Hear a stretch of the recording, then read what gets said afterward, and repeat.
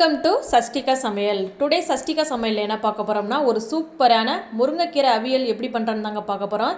இந்த முருங்கைக்கீரை அவியலை நீங்கள் வாரத்தில் 2 நாள் கண்டிப்பாக எடுத்துக்கணும் ஃப்ரெண்ட்ஸ். ஏன்னா முருங்கைக்கீரையில் ஹீமோக்ளோபின் அதிகம் இருக்குது. வாங்க எப்படி பண்ணலான்னு பார்க்கலாம். இப்போது முருங்கைக்கீரை அவியல் ரெசிபி பண்ணுறதுக்கு நான் ஃப்ரெஷ்ஷான முருங்கைக்கீரையை இந்த மாதிரி காம்புகள் இல்லாமல் எடுத்து வச்சுருக்கேன். இப்போ இது கூடவே தாளிக்கிறதுக்கு நான் அரிசி களைஞ்சி எடுத்து வச்சுருக்கேன். செகண்ட் தண்ணியை எடுத்து வச்சுருக்கேன். இது கூடவே பெரிய வெங்காயத்தை பொடியாக நறுக்கி எடுத்திருக்கேன். 2 காஞ்ச மிளகா, கொஞ்சமாக சீரகம் எடுத்து வச்சுருக்கேன். வாங்க எப்படி பண்ணலான்னு பார்க்கலாம். ஒரு கடாயில் நம்ம அரிசி களைஞ்ச தண்ணியை ஊற்றிக்கலாம். இப்போ இது கூடவே நம்ம எடுத்து வச்சுருக்கிற 2 வரமிளகாயை ஆட் பண்ணிக்கலாம். கூடவே சீரகத்தை நான் ஒரு லைட்டாக கையால் மசிச்சுட்டு சேர்த்துருக்கேன். இது கூடவே பெரிய வெங்காயத்தை பொடியாக நறுக்கி எடுத்திருக்கேன்.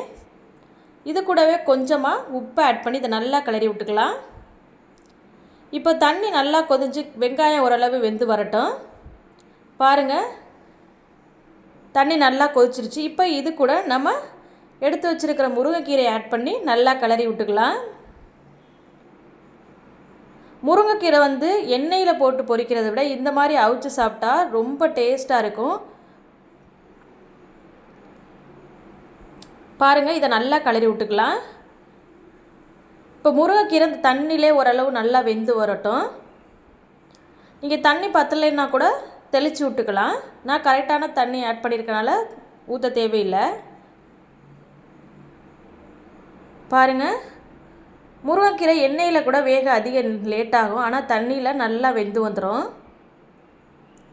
இதை நல்லா கிளறி விட்டுக்கலாம். பாருங்கள் ஃப்ரெண்ட்ஸ், கீரை ஓரளவு தண்ணியெல்லாம் வற்றி நல்லா வெந்து வந்துருச்சு. பாருங்கள், நமக்கு தேவையான சூப்பரான முருங்கைக்கீரை அவியல் ரெடி ஆயிடுச்சு ஃப்ரெண்ட்ஸ். பாருங்கள் எவ்வளோ அருமையாக சூப்பராக வந்திருக்குன்னு. இதை நீங்கள் ரச சாதம், சாம்பாருக்கெல்லாம் சைடிஷாக வச்சு சாப்பிடும்போது டேஸ்ட்டு வேறு லெவலில் இருக்கும் ஃப்ரெண்ட்ஸ்.